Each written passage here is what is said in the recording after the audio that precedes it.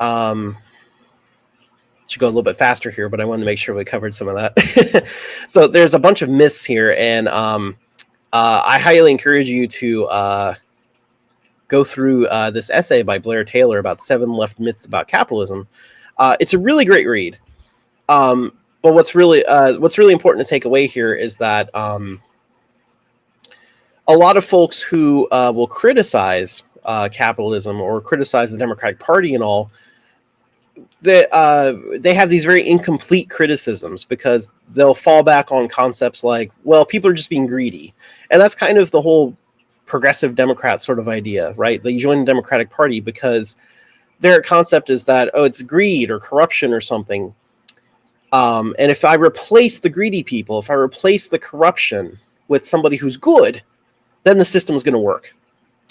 And that's a fundamentally flawed assumption here, actually, that unfortunately a lot of leftists take, where it's not just replacing individuals that's going to fix it. It's the system itself.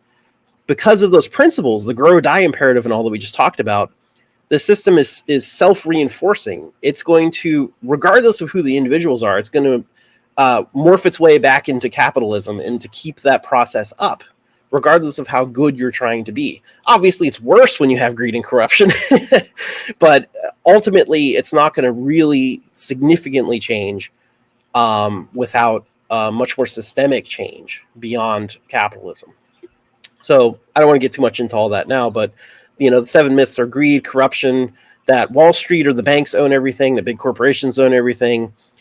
You'll see conspiracies, and they're on a continuum of how conspiracy they get. And all of these are myths. They're not actually true about how capitalism itself works. So you have to be careful and avoid conspiracy thinking or thinking that only big corporations make all decisions or Wall Street make all decisions or whatever. It's an entire system that is making the decisions, not individuals. And the last 2 points here are kind of criticisms about how we respond to those things. So we have to make sure that how we're responding to those things is essentially the wrong way is to just criticize and pretend that you can make it better instead of analyzing and understanding, educating others, and organizing.